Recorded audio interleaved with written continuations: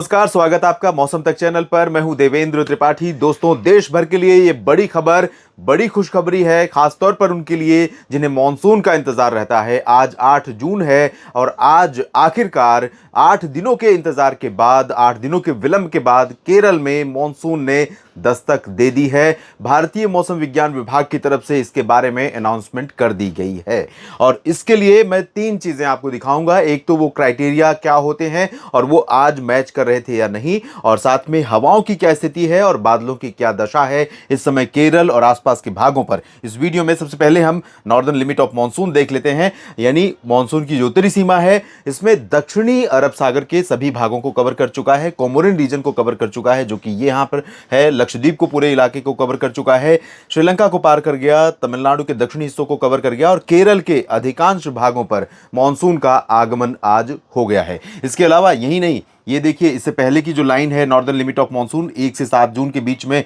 यहां तक बढ़ी थी और अब यहां पर पहुंची है ये बंगाल की खाड़ी के मध्य भागों में और यहां पर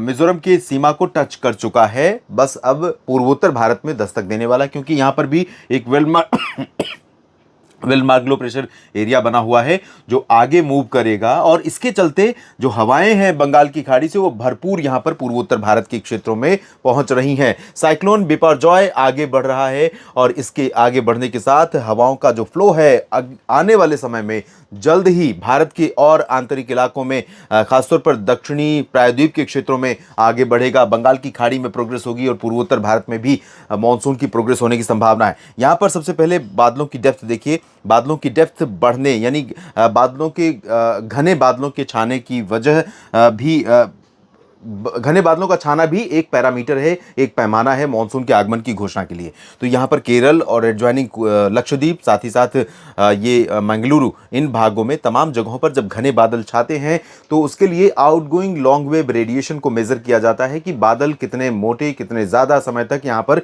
रह रहे हैं, जिसकी वजह से आउटगोइंग लॉन्ग वेव रेडिएशन वो रिड्यूस हो रही है। तो वो आपको चीज़ें दिखा देता हूँ कि क्या क्या चीज़ें मैच करनी चाहिए। ये वो 14 स्टेशन है जिनके नाम मैं कई बार आपको बता चुका हूं, रिपीट फिर से नहीं करूंगा। लगातार 2 दिनों तक इन जगहों पर बारिश 2.5 मिलीमीटर से ज़्यादा, 2.5 मिलीमीटर या उससे ज़्यादा होनी चाहिए, जो कि हो रही थी, जिसका डेटा मैं आपको कई दिनों से दिखा रहा हूं।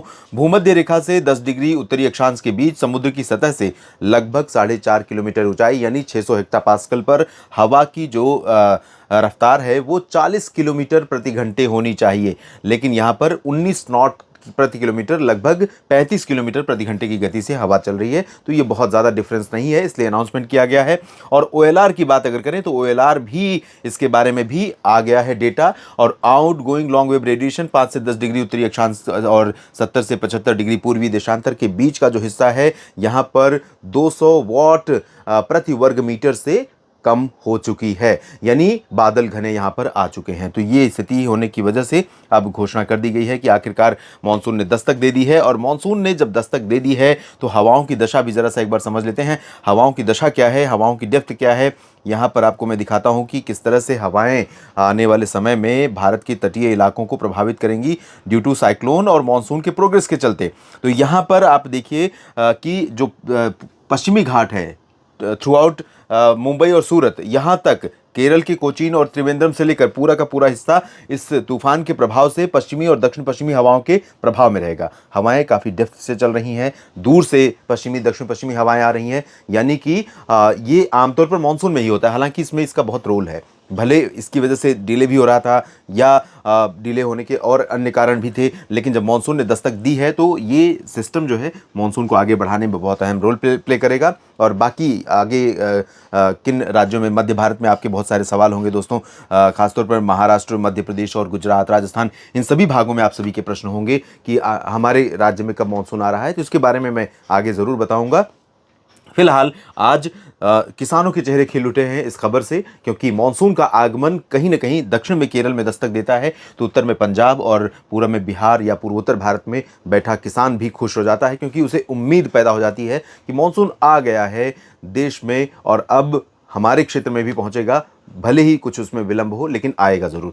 इम्पॉर्टेंट ये है कि मानसून संतुलित रहे, मानसून की वर्षा का वितरण समान रहे और मानसून सामान्य गति से आगे बढ़े, लंबा ब्रेक ना ले। तो निश्चित तौर पर रबी खरीफ फसलों के लिए, माफ़ कीजिएगा, एक वीडियो में मैंने रबी शायद बोल दिया है और कई मित्रों ने लिखा भी है, तो उसके लिए मैं माफ़ी चाहता हूँ। ये रबी सीज़न नहीं, खरीफ सीज़न है और इसमें कोई मुझे कन्फ्यूज़न नहीं होती, गलती से निकल गया होगा। तो खरीफ सीज़न में मॉनसून का परफॉर्मेंस, मॉनसून का संतुलित परफॉर्मेंस प्रदर्शन बहुत मायने रखता है और उम्मीद करते हैं, मैं भी प्रे करूंगा कि इस बार मॉनसून अच्छा रहे, जैसा कि 2019 में था, स्ट्रॉन्ग अल नीनो के बावजूद, आईओडी के चलते। आप जुड़े रहिए मौसम तक चैनल और न्यूज़ मीडिया मंच के साथ। ऐसी जानकारियां लगातार, अपडेटेड जानकारियां आप तक पहुंचाता रहा हूं, पहुंचाता रहूंगा और मेरा प्रयास इसको और बेहतर करने का लगातार बना हुआ है। धन्यवाद।